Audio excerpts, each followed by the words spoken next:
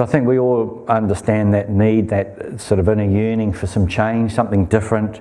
We're not happy. The material things in life really don't cut it. We chase after that new job, that promotion, that money, that new house, that car. When we get it, it's pretty fleeting, isn't it? It's not we now want a better car. Well, our neighbour's got a better car, and we really start trying to figure out what's going on in life. And we ask those questions: who am I, and what am I doing? And I think we've all asked those sorts of things. And what this really is the start of a spiritual awakening. And it's not to say that the spiritual awakening is happening for the very first time in this lifetime.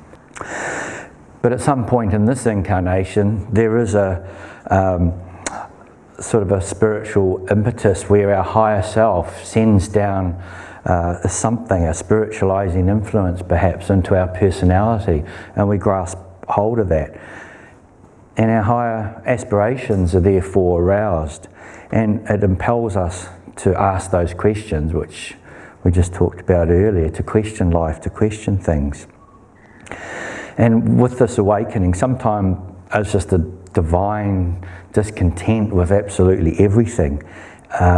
It might be an inexpressible yearning for something deep inside. It might be with the nature, it might be ourself.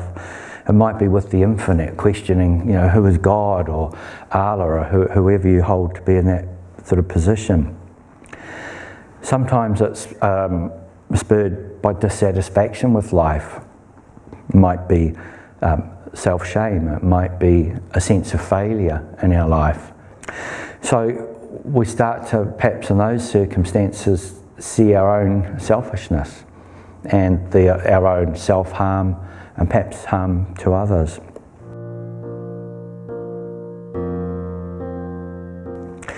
And sometimes at this stage there's help available.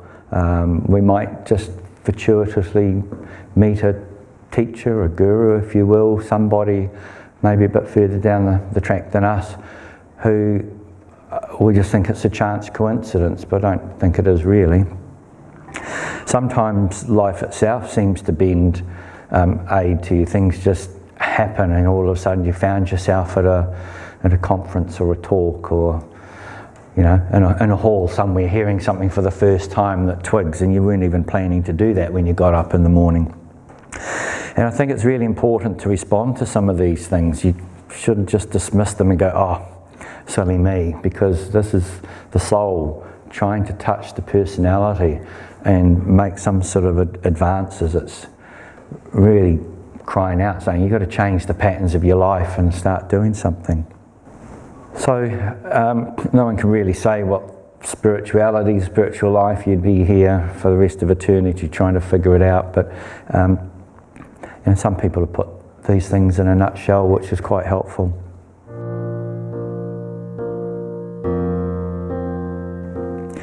Spirituality simply consists in discovering and becoming one's higher, nobler self, and accentuating the highest in motive, speech, and the conduct of life. So that's one definition. And it's that discovery and expression of one's higher self, which is both the media and the main purpose in life.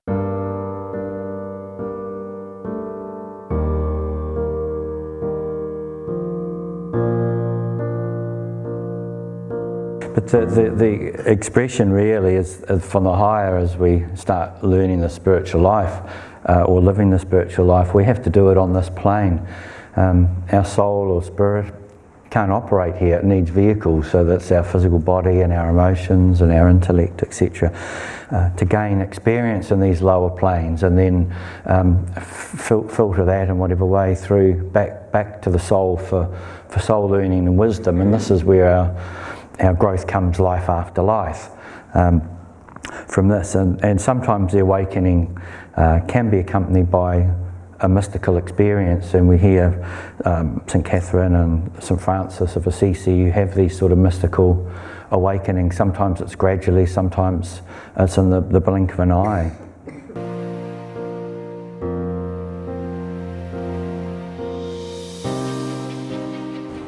But the path also has problems on it. So, you know, some people will turn up and think, oh great, it's spirituality, I'm now saved and it's all going to be a bed of roses, but it's really not. Sometimes your life actually gets harder because of it. Geoffrey Hodson, a well-known theosophist, he said treading the path is a supremely delicate operation. Therefore it is called razor-edged. Motive is everything. I think that's well worth remembering. Motive is everything. A man may be essentially doing good and even spectacular work for the cause and yet be failing all the time because desire of place and power, egotism and self-satisfaction are in his heart. So we can see here he's talking about the difficulties, but it's also about building the character up. And Annie Besant talks about that quite a bit in some of her books about the hewing and slaying of the raw rock and granite needs to happen life after lifetimes before you can bring that personality even into the outer temple. So it's really hard work, and it's really critical, important work to try and do it as soon as possible, because as one progresses on the path, even though you might say, well, the successes and etc. are higher, but the falls are so much lower and harder as well, and the expectations on the disciple or the candidate is much higher than those who are on the outside in ignorance.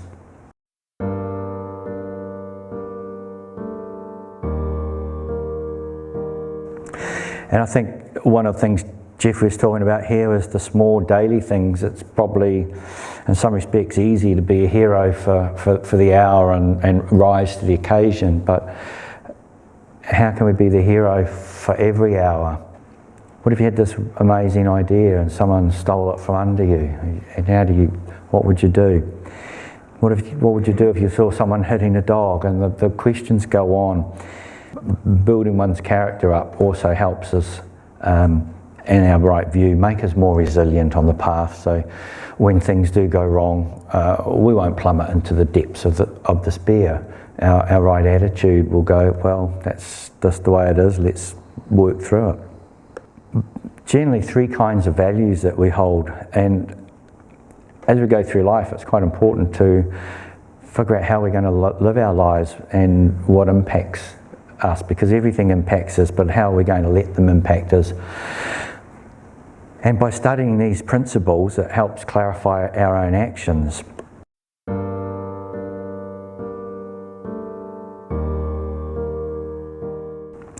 So the first one is universal values or core values. And these things are enduring. They're time-tested and they apply to all cultures at all times. And they're things like love and peace and harmony and kindness and compassion. It doesn't matter whether you live 5,000 years ago or 5,000 years from now, these things are enduring. And then we have cultural values, and these just are based on the norms of our culture, the religion, the society that we live in, and they're obviously changing, and sometimes you can do something about it, sometimes you're highly constrained in them. And then there are our own personal values, so each one of us has a different set of these. What sort of friends we make and hobbies and career choices. But all 3 will impact us quite greatly, and I think we're never going to be a fulfilled person unless our cultural and personal values align with the universal values. So it might be easy in some instances, but if you live in a society that is pretty rough, then the cultural values might mean you're not really truly being able to be who you are. Some people naturally take to book learning through the mind. It's called jnana yoga, knowledge, vidya. And that learning is great. You need to have it because you need to develop the mind, and the mind will help work through all the right views of life, and you need a certain amount of wisdom and intelligence and knowledge and experience of life. So the mind will help digest all of that and come out with hopefully some really good decisions. We also have meditation. So that's the lower self trying to reach higher to the higher self through the Antakana, the rainbow bridge they call it. And as we meditate regularly and we get more and more of the power and the influence of our higher self coming through, and we start making perhaps better decisions, better intuition. And then the path of service, so that's really bringing our thoughts and compassion for others. And this is where we start moving from the selflessness to the selfless. And for eons we've built up this me, I, looking after myself, and everything's around my security, my comfort. And when you're having to start thinking of others and be compassionate to others, you start thinking a lot less of yourself.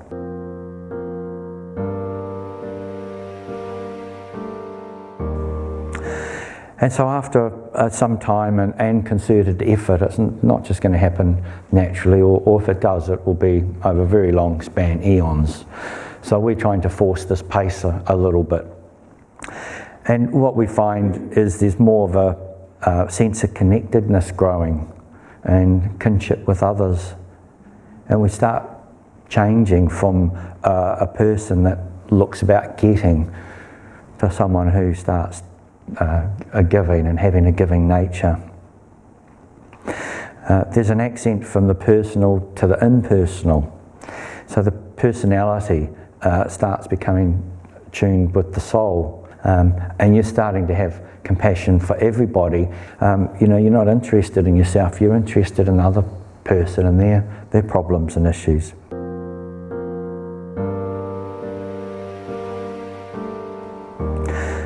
And from that, we find a greater kindness develops. Sometimes we adopt a cause, and that helps us with our dedication and the path of service.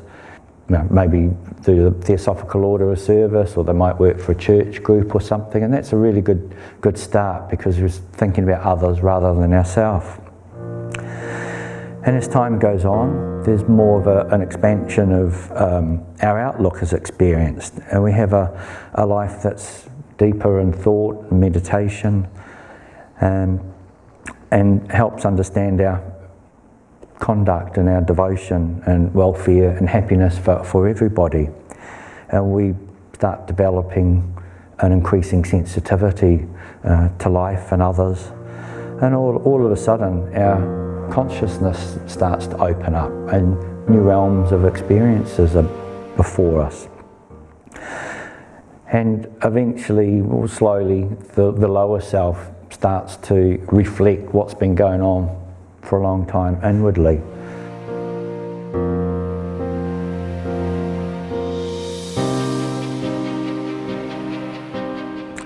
And they're basically a philosophical texts, and they delineate concepts within Hinduism, which includes notions of the soul, reincarnation, karma, Brahman, liberation, etc.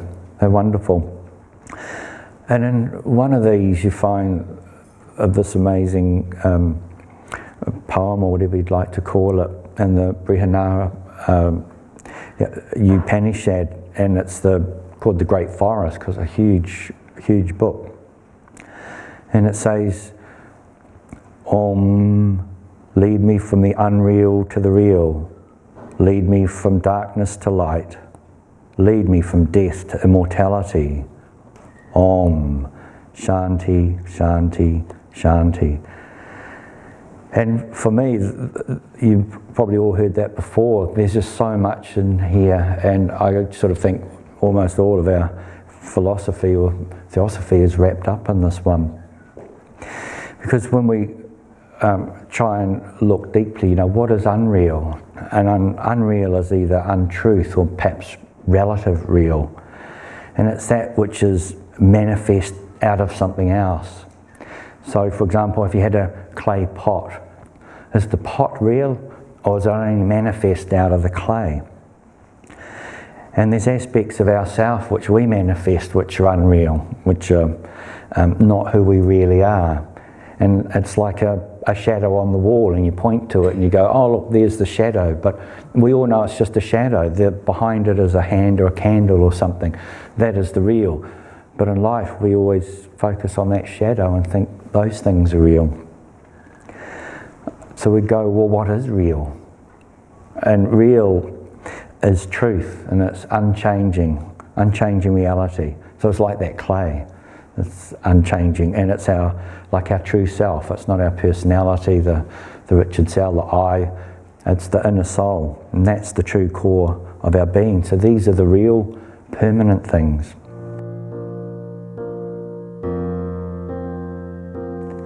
And when we talk about darkness, it's really the darkness of our own ignorance we're talking about here. It's not seeing the world or even seeing ourselves as they truly are. And this stems from a process of ignoring or ignorance. And I think often it starts with ignorance, and then we find out what's going on, and then we like to ignore it because we don't want to deal with it. And then there was light. And what is that light? That light is knowledge. It's seen clearly. The spiritual nature of things, and particularly ourselves, because that's our search. And then we look at from death to immortality. Well, what do we mean by death? Really only that which is temporary, that which is mortal, that which decays and goes away. And therefore, what is the other side of the coin, or mortality? That's what is eternal, what is not subject to death, what's not subject to decay. When we talk about right seeing and right understanding, we often talk about from the unreal to the real, and people will say, oh yeah, well this world is, it's unreal, it's all Maya, but it's, it's not Maya, it's not illusion, we are here. The universe, the Logos, spent an incredible amount of effort to get us on the, making the planets, having our bodies, having all of this going on. It's not for nothing, it's not a joke. So the first truth is often translated as, life is just suffering, and that puts people off straight away and they close the book and off they go. But really it's talking about things that are temporary and conditional will be suffering, but even things that are pleasurable are still temporary and conditional. And so related to nature, everything's pretty impermanent, and the Buddha taught that before we can understand life and death, we actually must understand the self. And the second one is the cause of suffering, and that cause really is our thirst for desire. We want things, we want that loved one, we want money, we want security in life. There's a million and one thirsts for what we want, and of course once you get them you want more, don't you? And the attachment's not just to physical things, but it's also to ideas and opinions about ourselves and the world around us. And so we end up growing quite frustrated because the world doesn't behave as we want it to behave. And the Buddha's teaching on karma and reincarnation really is closely related to the second noble truth. So the Buddha taught through diligent practice we can put an end to the craving, we can get off this wheel, this hamster wheel, and end up in enlightenment in the body or awakened state, and which exists in nirvana. And the fourth one, we go, okay, that's great, how do we do it? And so this is the prescribing the treatment for us, if you like, and it's the Eightfold Path. And the Buddha said it's no use just believing this stuff, you actually have to go out and do it. It's no good having a meal in front of you, you've got to reach your hand out and partake and eat that meal. And the very first one, and I think rightly, is right view or right understanding.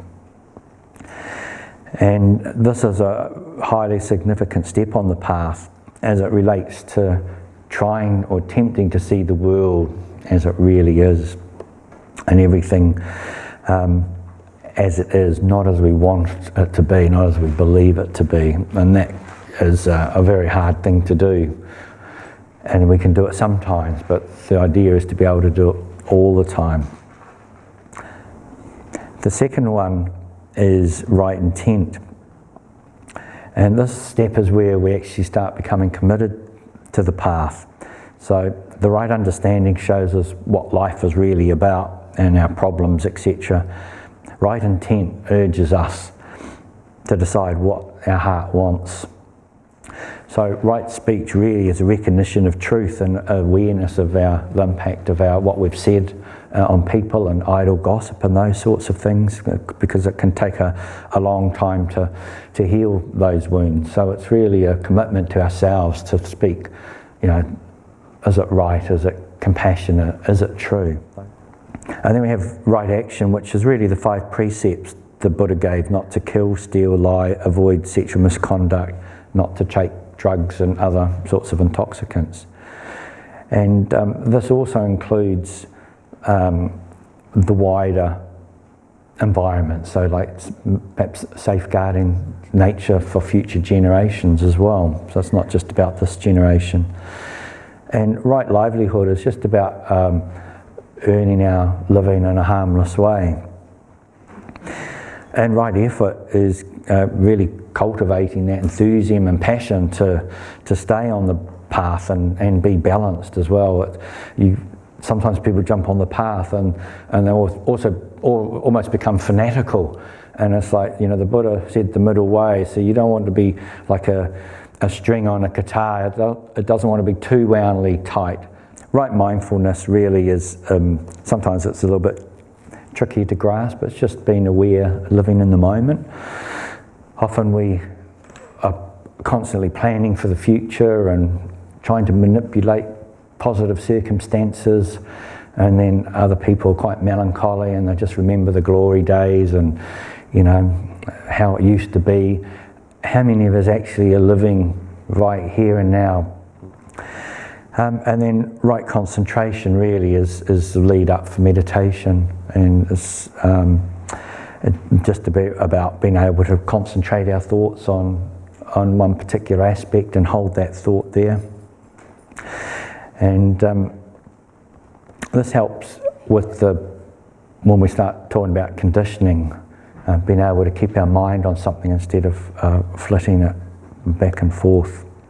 So I think in conclusion, right view really is a change in the way we look at the world. It opened up our minds, our awareness, our consciousness to higher things. It helps make possible things that were previously impossible to us. We change outwardly, seeing the world differently with more love and compassion as we know more fully the close bonds between ourselves and our fellow travellers. Our journey to self-knowledge gains a great impetus, and the wonderful inner changes that this brings about is truly life-changing, in fact truly soul-changing. So when things happen in your life, ask yourself, do I need to look at this another way? Thank you.